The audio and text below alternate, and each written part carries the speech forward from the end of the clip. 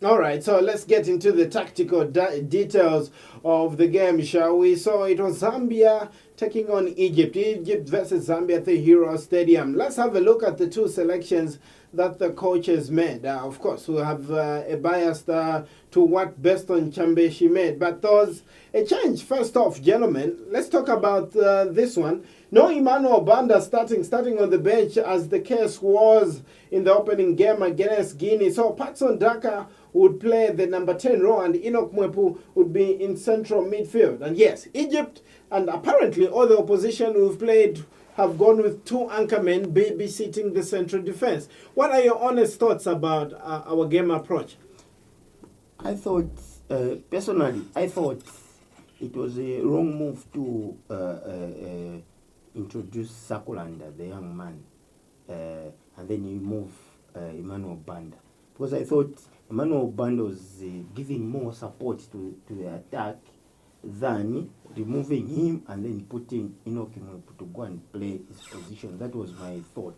All right, so Saluti, I don't know if you subscribe to that thought, but that was a change going into that game. Now Emmanuel Banda, Sakulanda comes in to try what he can do. He had a short run out in the previous game. Well, I think that we've seen it two times now. I think we saw it in the game against Guinea, and we saw it in this game against Egypt. Whenever we do not have Emmanuel Banda, there is no link between the midfield and the attackers, and especially our number 9. And so you find that we tend to lose possession. Find that most of the times it's the opposition that win the ball in the midfield, and that was the case even in the Egypt game. And we saw Sakulanda more restricted to the wings, and whenever he had possession, he lost possession because in most cases there was no one in the midfield, and even our number 9 was also out of place to actually provide that feed, and hence we actually lost the ball. Okay, so let's just look at our defensive shape in that game. They say charity begins at home. We needed to take care of the back first. But first, gentlemen, talk about vertical and horizontal compactness. Clearly, we're not doing well on that score. Look at how deep in the fullbacks, Maembe, Chiluya are. Even Fashion Sakala coming through to over support and cover when we don't have the ball. But look, even Sakulanda there as well. But look at the space we leave in the wide areas. And that's where the goal that we conceded came from. And then you tend to wonder. They're adjusting from a team that's very intelligent like Egypt, who can bring you deep, wide, and deep again. We paid for it. No clean sheet in as much as we've won 3 games on the spin. Yeah, I thought to myself, before even the game started, I was seated there. I played against an Egyptian team. As a fullback as well? Yeah. Their game is wide play, wing play, so to say. They use, most of their game, they will use wing play. But I was surprised. We know their game, and we were coming too close, because if you watch the first goal that they scored, Egypt, Maembe was too much inside, and when he tried Chiluya to go, actually, because yeah, it was on the first left. it was Chiluya And Maembe as well. Yeah, Chiluya, instead of going to press the ball, he came back. They were, I think, if I remember very well, it was about 5 Zambian defenders against 2 Egyptian strikers. Now, the biggest scandal is that once we consider that goal, we had healthy numbers in the defensive areas. I mean, everywhere we had 2 banks of 4 babysitting the defense. Yeah. Hey, we can't allow such truancy at the back, Saluti. No, you can't, and especially to this level that we have progressed, because now it's do or die. I don't think that now we are going to meet any other team that perhaps we will have the privilege of conceding first and expecting to come back. this time we have to seal all the loopholes.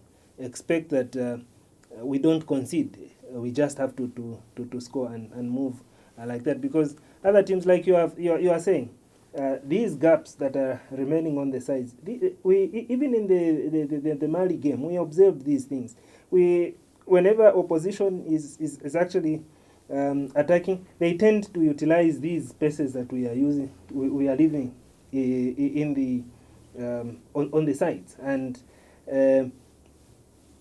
after they reach the final third, they are just able to cross. And because our players kind of like what Mr. Makinka is saying, they kind of just want to all go and get congested in the center. Horizontal compactness. Now, Yes. I'm also thinking, Dennis, our opposition, South Africa, would be watching this game. In our last game, in our last meeting between the two teams, they were looking like a team that wanted to play in the middle, because they know Zambia's game is best suited in the wide areas. Could this be a reference point that we're leaving space in the wide channels, and in the channels you can spread a pass that can actually beat the entire back four? Mm-hmm. Yeah, I thought that was our biggest problem, leaving the gaps in the channels, because you know these things, especially football.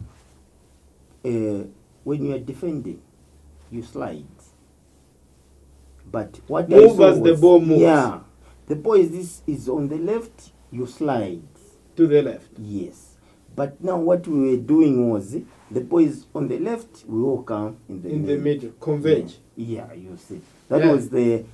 was the biggest problem that I saw. Okay. But otherwise, the boys were adjusting very fast, though, especially after we conceded that goal.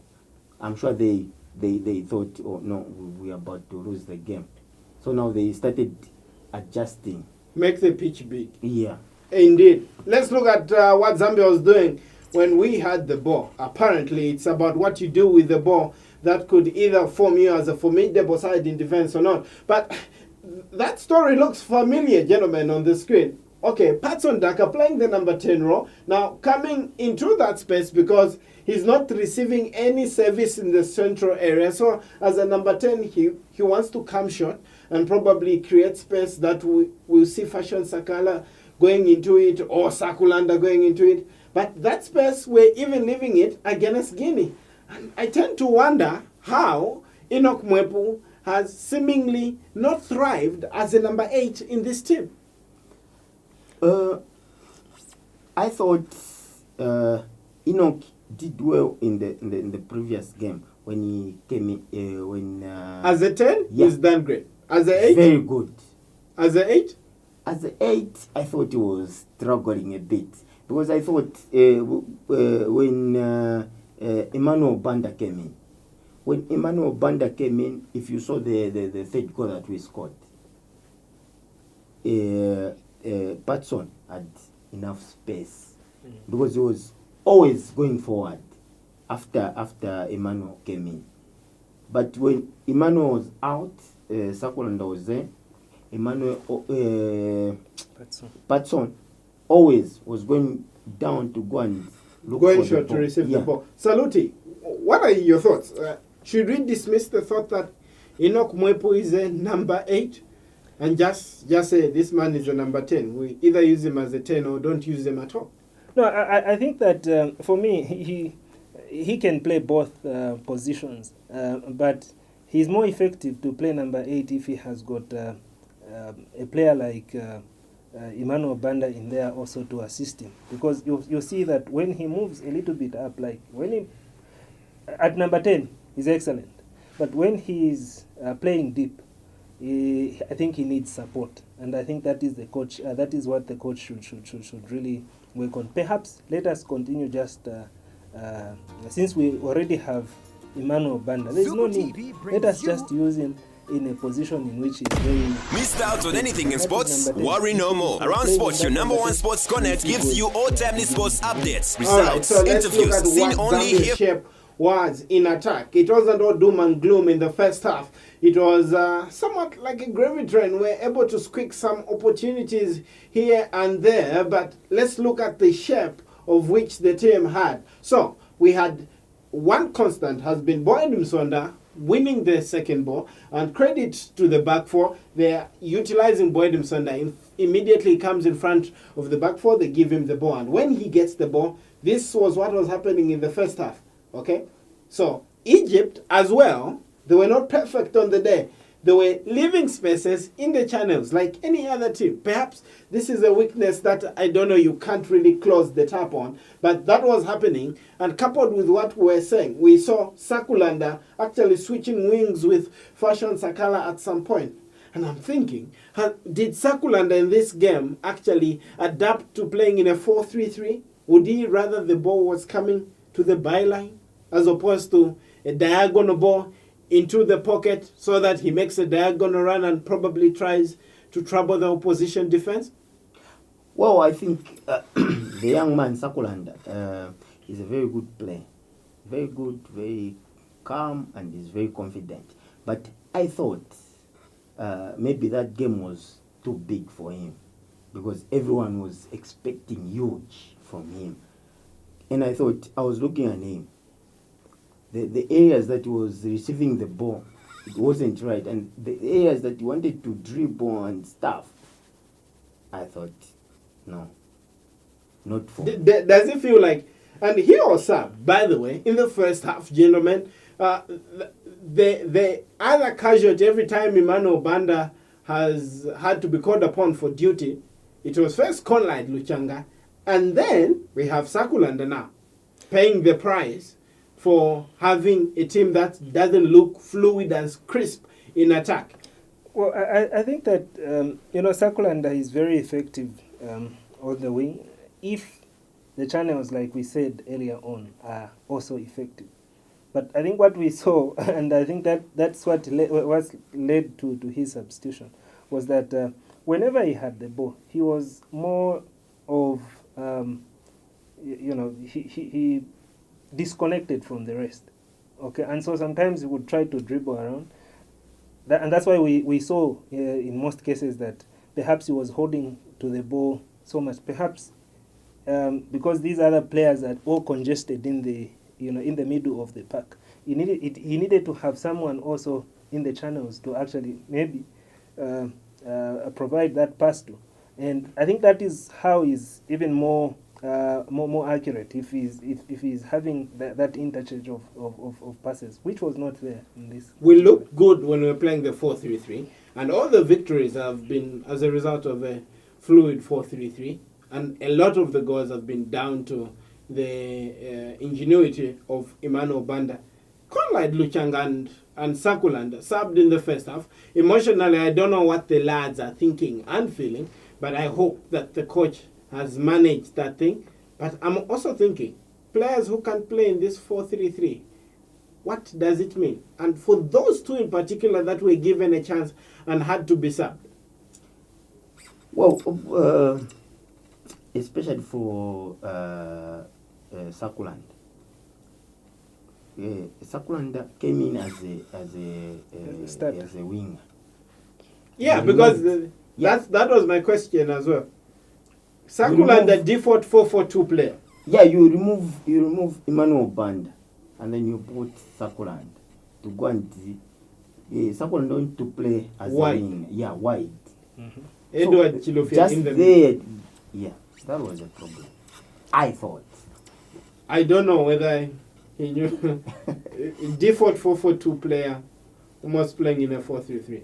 But let's hope what happens. Let's see what happens. Now, talking about the man who was called upon for duty by Beston Chambeshi, Emmanuel BANDA of that Portuguese club, formerly of Nchanga Rangers, of course, came on.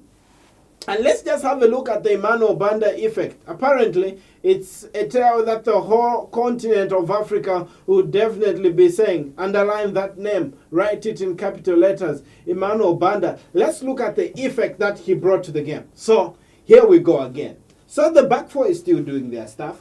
They feed the ball into Boyd Musonda, our substantive number 6. Then you see Egypt just trying to orchestrate their attacks with 4 players maximum. The rest get behind the ball, and they're leaving that space for the number 12 in the center circle, Emmanuel BANDA, to probably be a terror. Now, let's look at how the patterns are and the man-marking jobs or the zonal marking that was taking place there. So the 2 central defenders for Egypt are being occupied by that one, number 20, Patson Daka.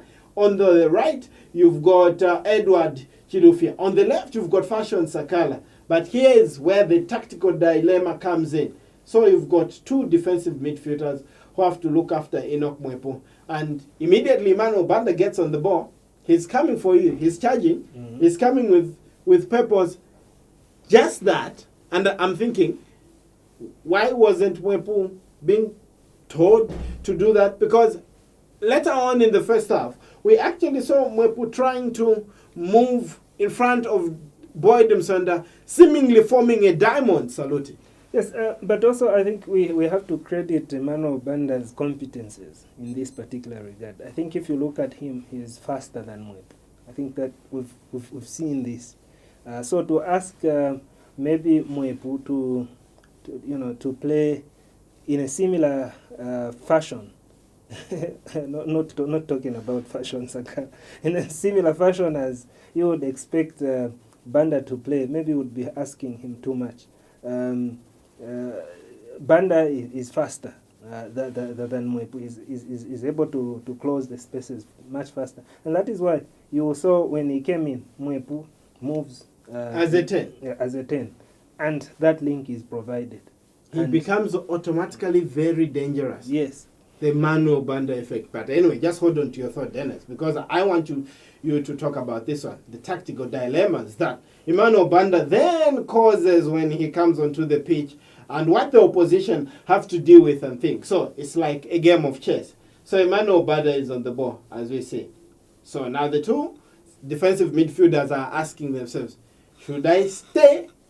Should I go? Mm-hmm. And Emmanuel BANDA is a fluid player. He's comfortable on the ball. He'll get the ball. He'll take you on, and he'll make a party out of the space that you give him. But just look at it this way: if the number 12 tries to charge against Emmanuel BANDA and try to dispossess him on the ball, it creates acres of space on the left-hand side of attack where Mwepu can probably attack and Fashion Sakala can probably attack. The same on the right-hand side. As soon as the number 17 tries to attack Emmanuel BANDA, he creates space to bring in Edward Chilufya or even a straight pass into Patson Daka. This looks familiar. Should I come or should I go? I think you should go. Should you slide? Should you not? I think Emmanuel, very intelligent. I remember late Fighton Simkonda was still coach at Nchanga Rangers. I went to him, I said, Coach, I want this player. And he was being used in the wide areas. In the wide, yeah, he was used in the wide, like the way Fashion is playing. Yeah, in the wide areas, in the either on the left or on the right. Yeah. I told Coach Fighton just told me, if you you know, I don't like nonsense. The boy is special. I was thinking, is this after he passed last year, the boy came. We were playing Rangers at Imboy. I called him. I'm still a fan of this boy. Very good. Oh, he's a fan. He causes tactical dilemmas in the hearts and minds of the opposition. That's because he does what the coach wants to do. What I want to do is what he does. It's not like without telling him. Not like you. I tell you to do this, you do that. No. Okay. Let's look at the Egyptians, the young pharaohs in attack. Beaten, they are going home. They are home by now. Apparently, you need to leave the hotel very early. A strange thing, gentlemen. We got 2 goals in this game, but I don't know what the Egyptians were thinking. That was strange defending by Egyptian standards. How do you defend with a back two? Just how? How? You just leave two players at the back to actually mop up. Then you want to use all the players in your attack. 8 players in attack. How? I don't get it. I think they deserve to be going home in any case if they're going to play like amateurs like that. No, I think Zite, that system would have worked for them if Zambia was not speedy. What they managed to do in that particular regard is that, they wanted goals. They wanted to win this game more than us. So they have to flood the midfield so that they have a lot of attacking power. Okay? So when you are playing perhaps a team that is not as fast as we are, that can actually work for you. Okay? But I think you are looking at perhaps 100-meter runners like Patson Daka, Fashion Sakala, and Prosper Chiloya, and also Emmanuel. But these are fast.